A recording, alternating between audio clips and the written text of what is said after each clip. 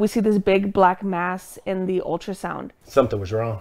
Lucky for Mikey and Eileen, Dr. Ed Yeomans was nearby, chairman of the Department of OB/GYN at Texas Tech and chief of the Center for Perinatal Medicine. He's like, we need to talk about the ultrasound. And I said, is it normal? And he said, no. Their baby, a boy named Brixton, appeared to be a textbook case of prune belly syndrome. Some of them die before birth, and some of them die shortly after birth. Dr. Yeomans explained that instead of a little spot like this on an ultrasound, the bladder becomes enormous in prune belly syndrome, almost as big as the head. 1 in 30,000 to 1 in 50,000 babies suffer from prune belly syndrome. The lethal problem is that as the bladder grows, it leaves little room for the organs to develop, like the lungs. And that was a nightmare for Eileen. Knowing one of the possibilities was you're going to have to carry this baby full term and he's going to suffocate as soon as you push him out. Instead of ending the pregnancy, Mikey and Eileen made a choice for Dr. Yeomans to intervene. He saved our son. 16 weeks before Brixton was born, Dr. Yeomans inserted a long needle into Eileen's belly. And then into Brixton while he was still in my stomach.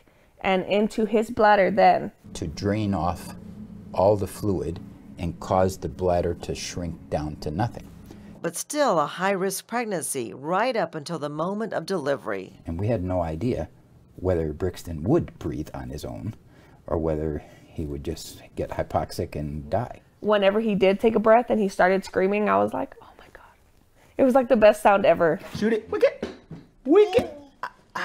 The story might end here after the miracle of birth, but now, just after his first birthday, Brixton needs another miracle. Before, he looked so normal. And now we're in a situation where he needs a kidney transplant. You see, when his bladder shrunk, his lungs developed, but his kidneys did not. And Mikey and Eileen knew that eventually... I just said, we're doing it. That's what we're doing. You know, I'm giving him my kidney, and that's the plan from here moving forward. That's the plan, but the challenge is getting Brixton big enough to house an adult kidney, since he also has failure to thrive. Nothing that he sees is really appetizing to him. His kidney disease calls for a strict diet. 1, 2, 1, 2, 3. So a feeding tube gives Brixton the nutrition he needs, and Mikey tries to make it fun to swallow. Open. While he worries that ultimately 2 people he loves will go into transplant surgery, with 3 older children at school and a little sister for Brixton, Mila, who was just born a month ago.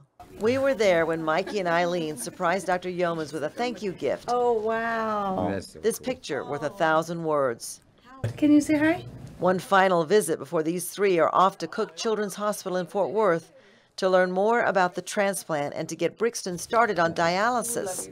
One more hurdle for a little miracle who has beaten the odds even before birth. There's a lot of setbacks in the field of maternal fetal medicine, but Brixton has the potential to be a huge success story. And already, all 3 of us, Mikey and Eileen and I, really feel good that we've made it this far.